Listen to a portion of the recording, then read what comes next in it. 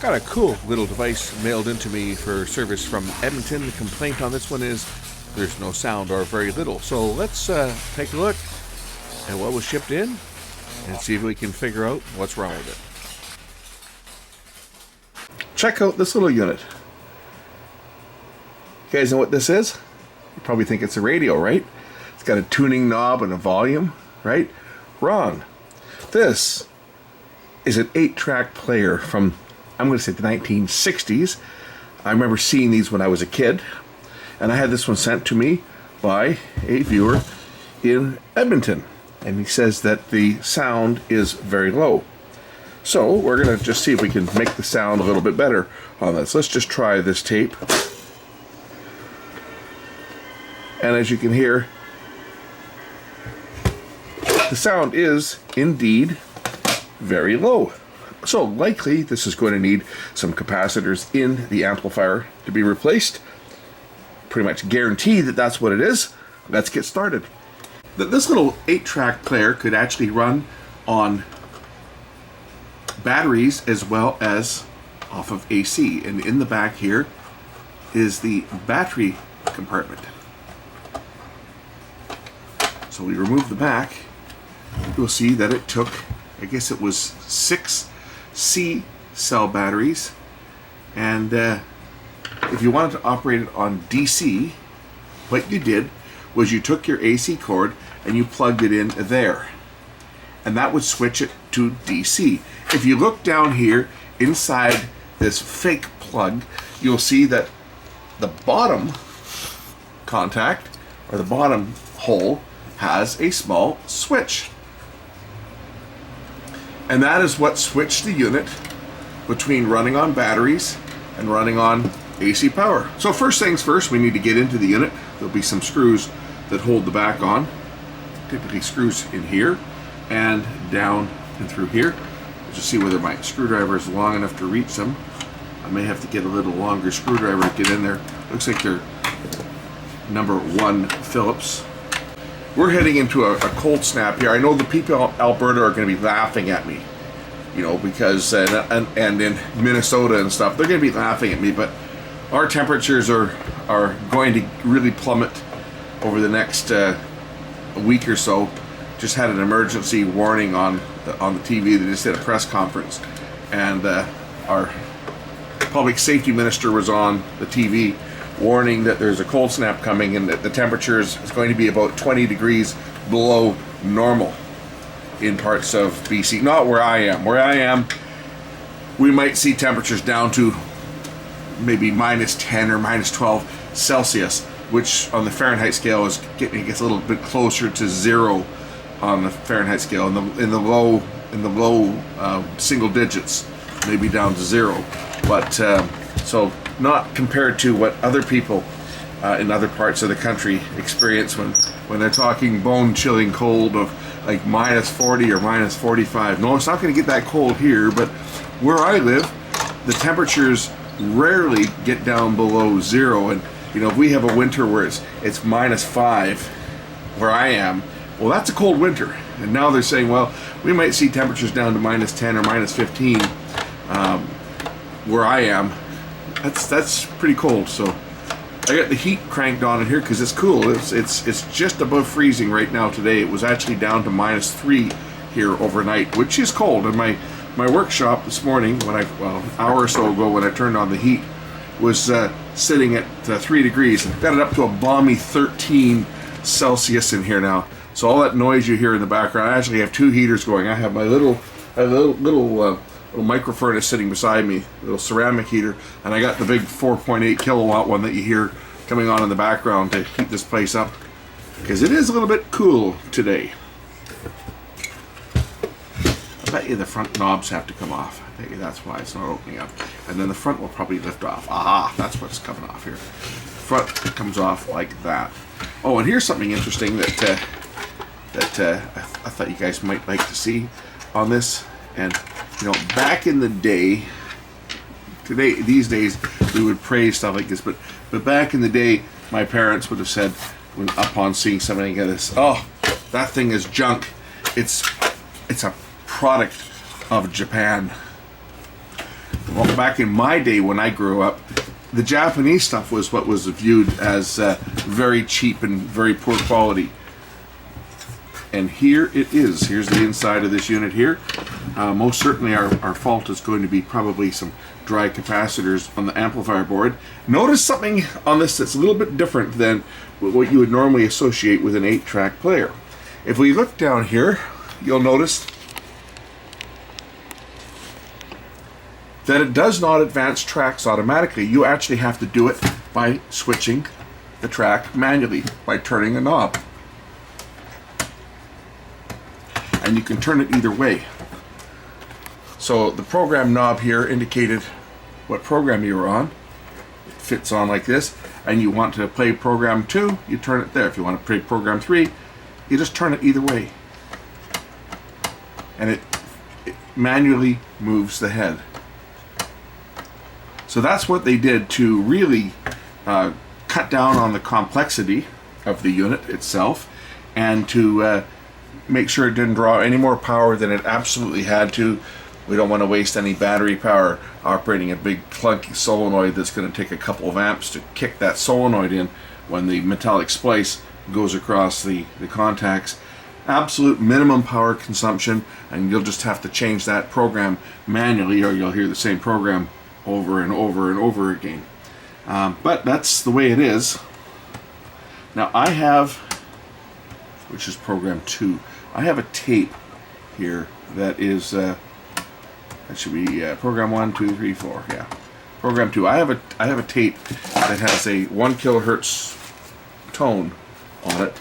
We'll be using that one for our tests on the unit. Before I even try playing another tape, I'm going to demagnetize, and we'll clean that head just to make sure that we're not looking at a problem caused by a dirty head. Now, before I plug in my home-built tape head demagnetizer, which is ridiculously strong, this thing here will actually erase a tape if I get it too close, because this electromagnet puts out one hell of a signal. So all I gotta do is bring it in the vicinity of the head and move it back and forth a bit, and kind of in a circular motion, and then gradually move it away.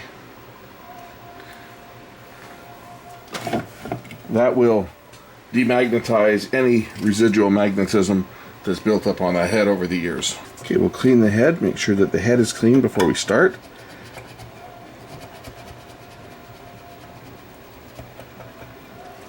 And there was really nothing on there to worry about. I made sure that my tapes were as far away as possible while I had that demagnetizing tool out here. When you first put the tape in, this switch here is going to close, which starts the motor playing and turns on the amplifier. And as you can hear, very little sound. So now we can get onto the amplifier and see whether we can find out where the signal's weak. Let's first remove the board so we can take a look at what's on the underside of it.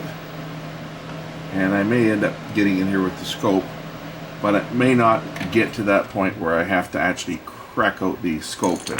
And look, I got it here ready to go just in case I need to use it, but we may not find that that's going to be necessary.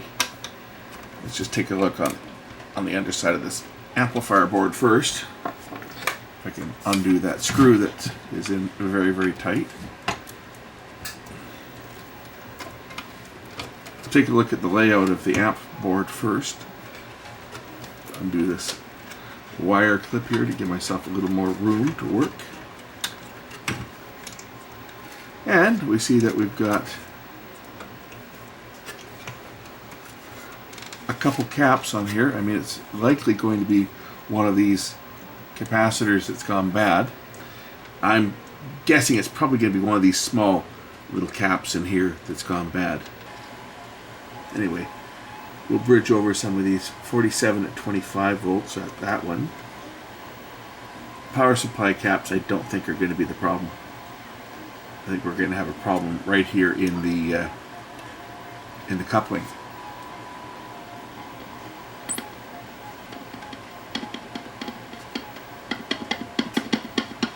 Oh. Yeah, we got somewhere in here.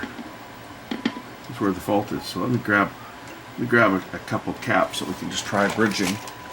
Sometimes it's just, when you got a simple amplifier like this, it's just easier to just bridge them in the circuit. And when you get the right one, the volume will pop up. Get a couple down here.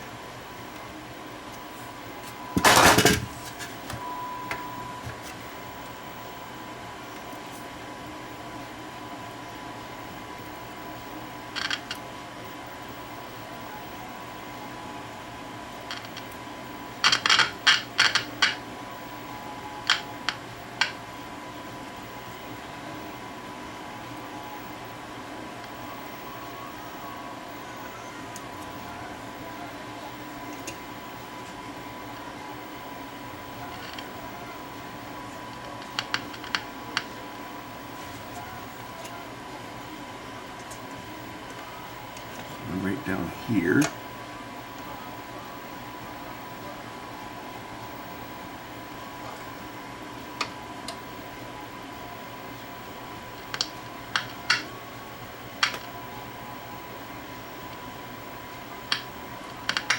There's one little cap right here. This one here is one of the coupling caps. It is a, what is this one? 10 volt at, oh,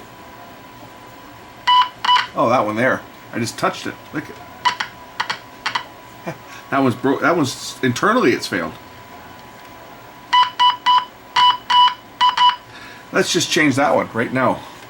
I'm gonna have to bridge that one. We'll just take the power off, warm up my soldering iron, and we'll change this one first.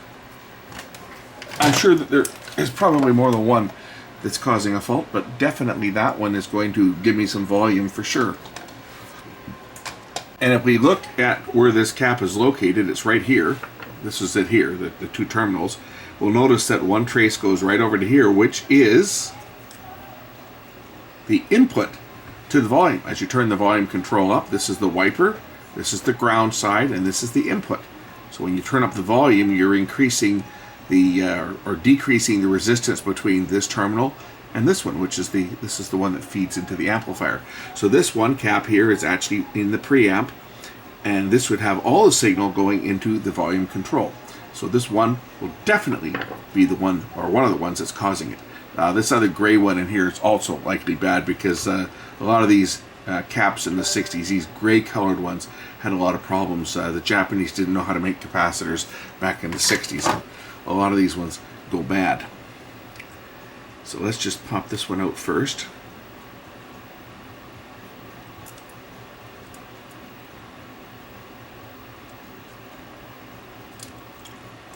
And we will replace it.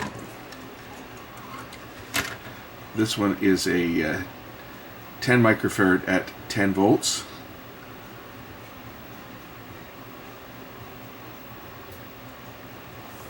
Is that a Tocon? Is that Toshiba made one, maybe? Tocon? Anyway, 10 at 10 at 10 volts. Let me just find a small one to put in there.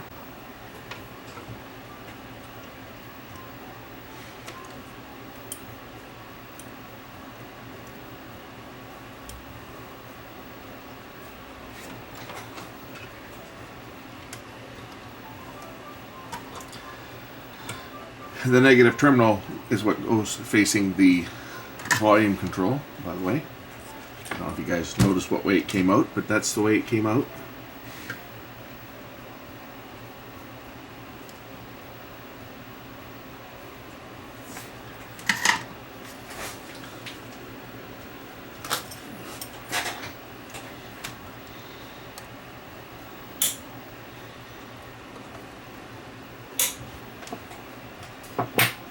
Okay, so first we'll try it with just changing that one and see if we've got a little more volume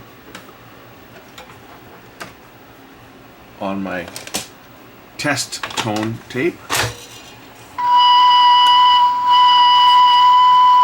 For sure.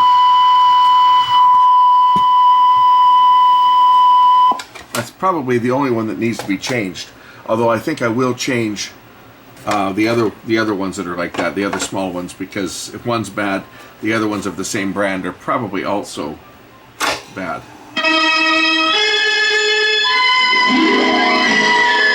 But it does go very loud now, very loud. Right into distortion loud.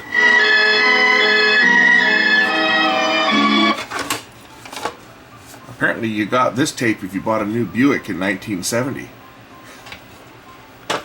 Okay, I don't know whether it was really 1970. What year is it? 1973. Okay, if you bought a 1973 Buick with a 8-track player in it, you got the Sounds Around You by Buick.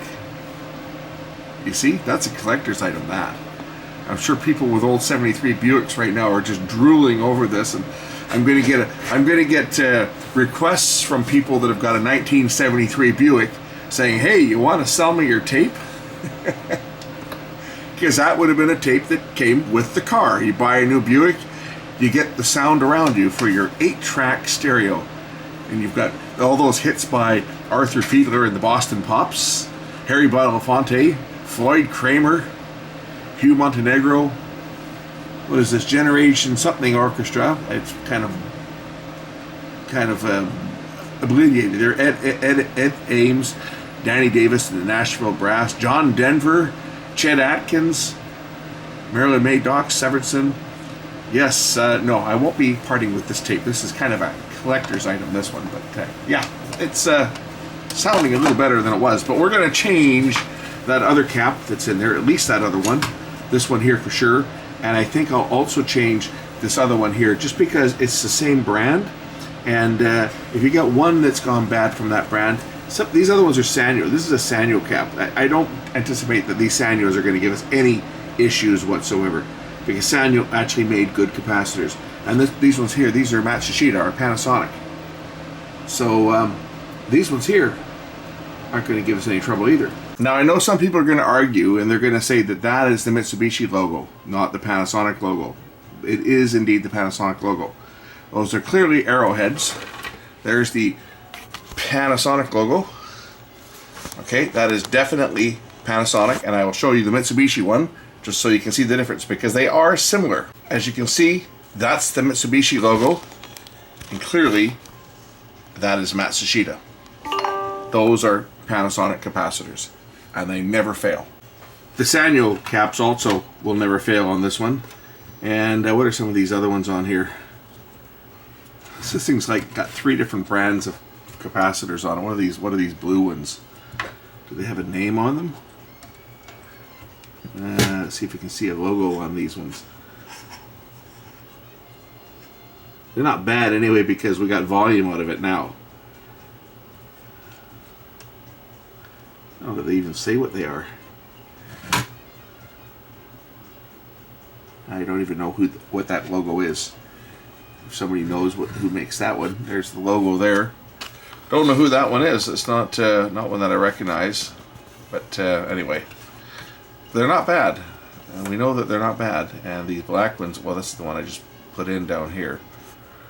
But definitely these gray ones, they're going to go. Because if one's bad, the other one is probably not far behind it. So that's this one right here. We'll just pop this one out and change it. I can use my solder wick on this just to remove this excess solder that's on there. I know I'm probably getting somebody's back up because they don't like solder pronounced the proper way, with the L pronounced, which is the correct way, by the way. Everybody that says it as solder is saying it wrong. But I digress. That's an American thing. Same as they call it a rough, when we call it a roof.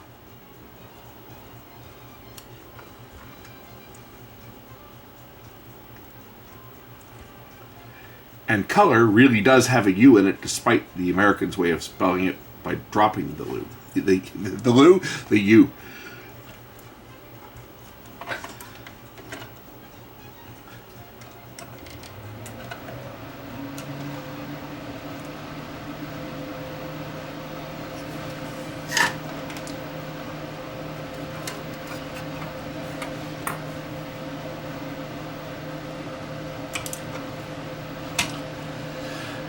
Another 10 microfarad from this, whatever brand this thing is.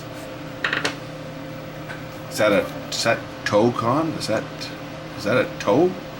Toshiba? Is that a Toshiba? I think that's Toshiba. Anyway, another 10 at 10. So we'll just swap that one out as well, as I've got a bunch of them here.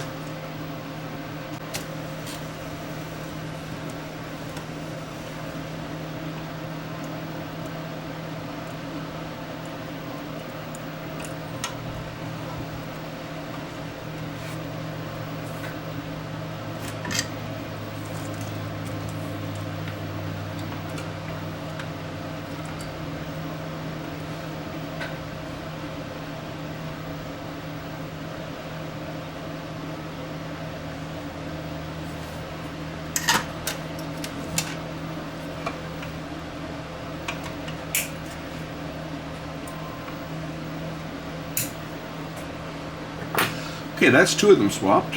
We'll take another quick listen to it here, and then I'll do that third one. And sounding good, actually. A little bit of dirt.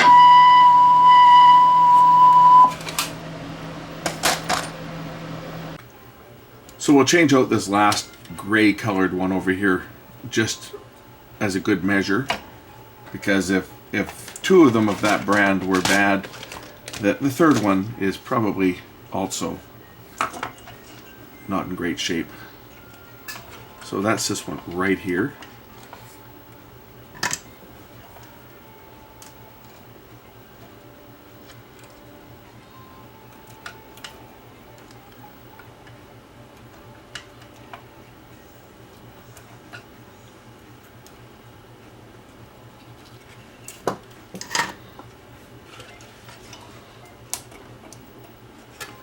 Got one here that the leads have already been cut off on because I've had it in something else and removed it, so we'll just use that one. It's a 100 at 25, which is more than close enough to this one.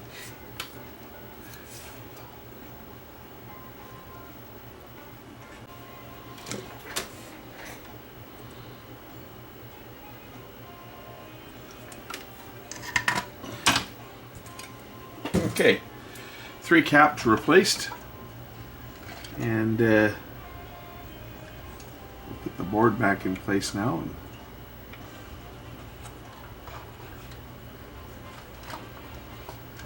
remount it, and then we'll just do some tests on the unit. Now, one thing that will not work with a unit like this is one of these cassette adapters. 8-track to cassette adapter, which they sold, which you could put a cassette in and it would drive the cassette. You won't get any sound out of something like this, though. And the reason why is because this has a preamp in it that needs power, and it takes its power from the power poles that were used to change the track on an 8-track tape. And since this one does not have a power supply going to the terminals to change the track, the amplifier in this one will not get any power. So this little unit here is kind of useless. Could fast forward, stop and play, did not rewind. Something like this is kind of useless with one of these. But one of these, if you had a car that came with an 8-track player, such as that 73 Buick, you could get one of these cassette adapters and enjoy cassettes in your 73 Buick with the factory 8-track. Neat, huh? Anyway, I just figured I would throw that one in there, that no, this will not work with these adapters. Or there was also one that was an FM radio, because typically the Buick of the day came with a nice AM radio with an 8-track player, but no FM, no cassette. And if you wanted to do it, well, you bought those Sparkomatic adapters. They had one with an FM radio in it, FM stereo radio, and one for cassette. And then you could plug it into your in-dash 8-track player and get FM or get cassette. It's not going to work on this, sadly, because no power. Wait, this unit is fixed. I'm going to put this one back together, and we'll do another test after I get it together, make sure everything's still working. Oh, we do need to clean this volume control, so let's just do that. We're just going to spray some cleaner right along the control here and let it work its way in, it will clean this control up, because this is a sealed control. So the best way to get in there is actually where the shaft goes through. I think this one's done. I don't think I need to adjust anything on here. Everything's sounding good. When I put the music tape in, my life is yours and all.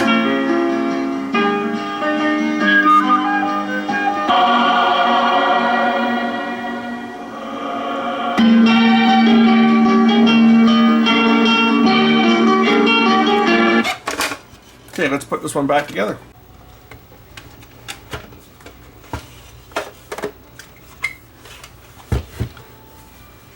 It had 2 long screws and 2 short screws. The 2 short screws went through the handle here, and the 2 long screws into the back, into the base here. And for those of you concerned that I'm scratching it, I actually have my hand in below here.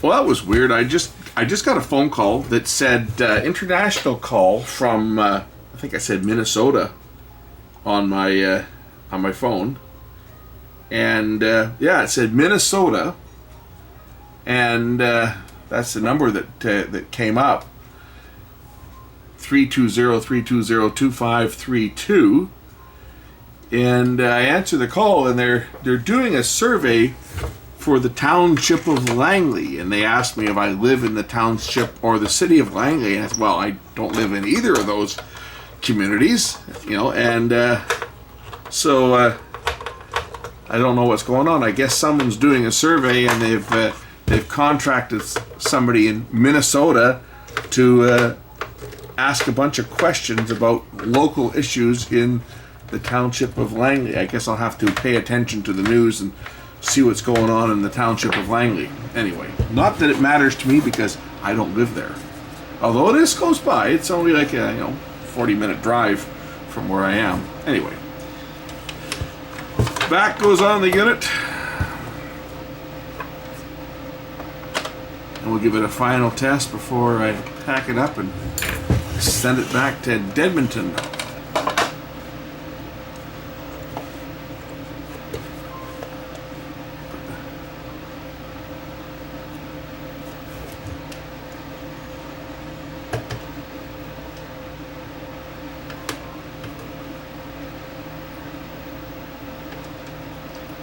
There we go.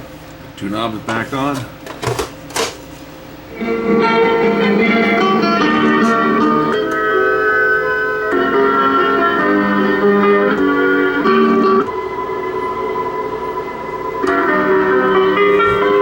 Okay, so there it is. It's done.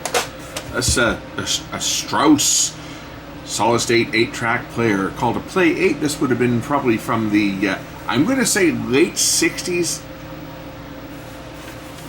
Don't know the exact date, but I would guess that this is a product of the late 60s when 8-track tapes were the big thing, because cassettes hadn't really become much more than something to record your voice on, and they didn't sound that good. They certainly weren't at that point in time a high fidelity music storage device. They were basically good enough to record your voice on and little else, but they sure got better in the following years. Once they developed that chrome-based chromium dioxide tape, then the cassette really took over and drove all the final nails into the coffins of 8 tracks. Anyway, thanks for watching. We'll catch you in the next one. Bye for now.